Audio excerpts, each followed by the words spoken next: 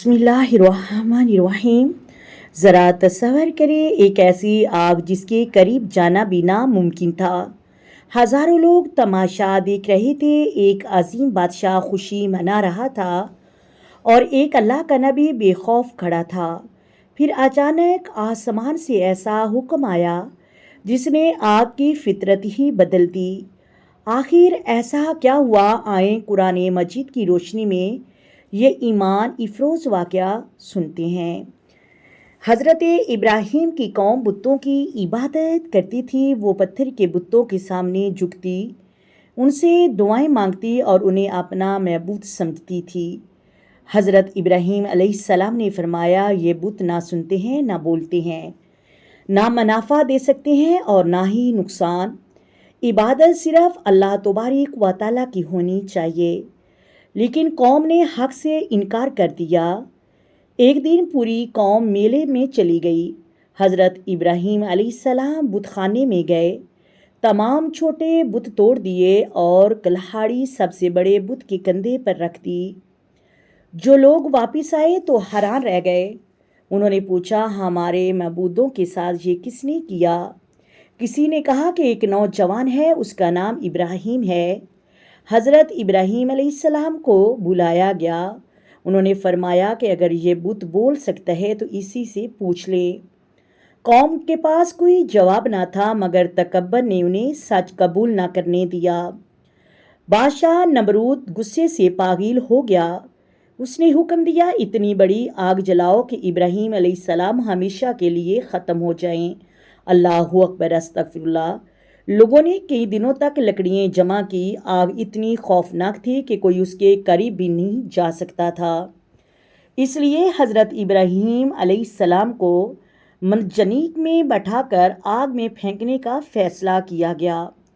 रवायत में आता है कि जब हज़रत इब्राहीम अलैहिस्सलाम को फेंका जा रहा था तो हज़रत जबरील अमीन अलैहिस्सलाम ने मदद की पेशकश की, मगर हज़रत इब्राहीम अलैहिस्सलाम ने फरमाया कि मेरा रब मेरे हाल को खूब जानता है, वही मेरे लिए काफ़ी है। उनका भरोसा सिर्फ अल्लाह पर था।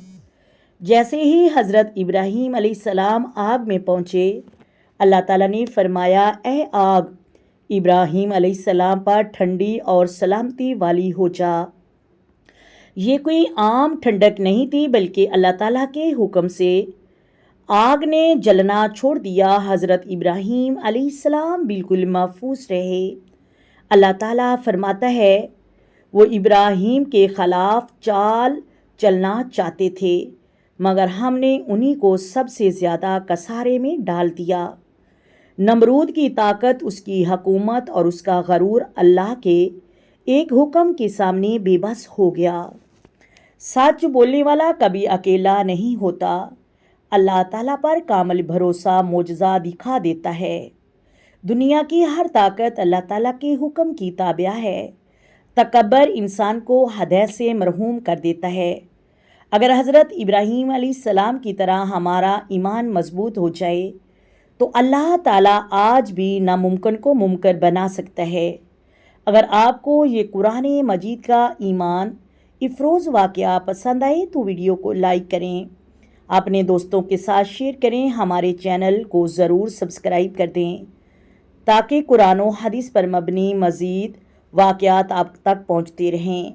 आए मेरे साथ मिलकर आका दो आलम नूर मुजस्सम सरवरे कायनात सल्लल्लाहु अलैहि वालैहि वसल्लम की ज़ात पर दरूद व सलाम के नज़राने पेश करें। अस्सलातु वस्सलामु अलैका या सय्यदी या रसूलल्लाह, अस्सलातु वस्सलामु अलैका या सय्यदी या रहमतल लिल आलमीन, अस्सलातु वस्सलामु अलैका या सय्यदी या इमामुल अंबिया, अस्सलातु वस्सलामु अलैका या सय्यदी या मुहम्मद रसूलुल्लाह।